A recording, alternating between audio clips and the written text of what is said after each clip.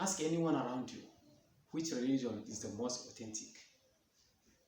That person will tell you his or her religion is the most authentic. But why is this so?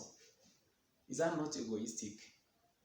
And I think this might be happening because of some form of illusion that has a parallel in the physical life.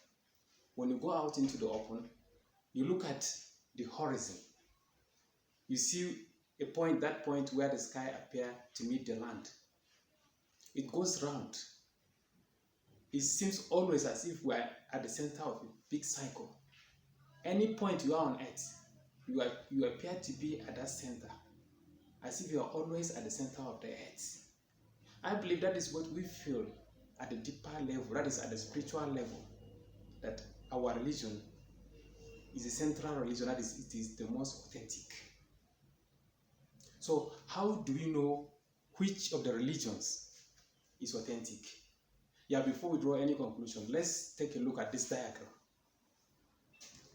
Yeah, let's assume that these numbers 1, 2, 3, 4 are some form of different religions. And this center here is where God is. This symbol here represents God.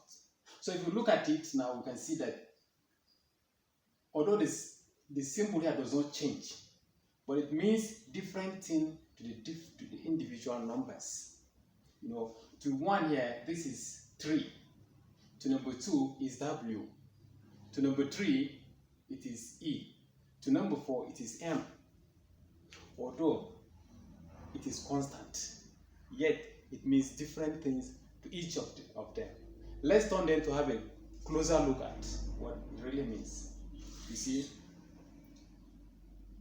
to 2 it is W, and then to 3 is E, and then to number 4 it is M.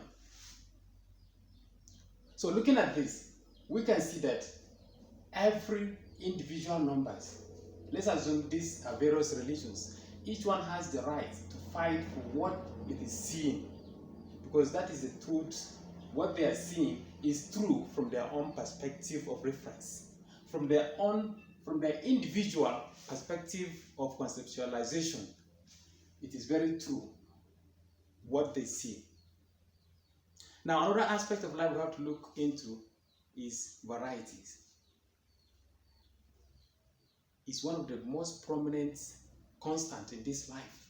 Everything exists in variety. The creator of this life must have loved variety so much. If not, it wouldn't be the foundation of everything that is created, starting from insects, even up to angels. You know, everything exists in variety. Imagine there are about 6,000 languages, more than 200 countries in the world. So when you go to other species, animals, some exist in thousands, hundreds of thousands, some in millions. So God loves varieties. So, looking at the way nature is, what we conceive of God, our concept of God is dependent on our own nature, is dependent on how we are created. You see, every form of creation is unique.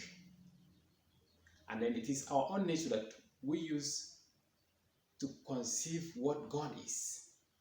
Let's take electricity as an analogy. You see, the same current that flows into freezer and gives cold is the same current that gives heat in an iron, electric iron. It's the same current that gives light in a bulb. And so it goes to several appliances. So if current that is just a little form of material energy, if it has that capacity, that potentiality, how much more the ultimate omnipotent God? That omnipotent energy that is in God could mean anything without limit. So now, if we liken this whole existence to a mountain, God should be the top of the mountain. So, God should be the top of the mountain. If you take a look at it now, you can see the access to the top of the mountain could be several. The top of the mountain could be reached from various parts, from various aspects of the mountain. There is no limit to the access that one could reach to the top. So probably several religions exist, and then they could provide different access to God in relation to our respective uniqueness. So let's try to understand what is embedded in our nature, what we cannot change. There are so many parts of us that we have to respond to, and there are some parts of us that we can change.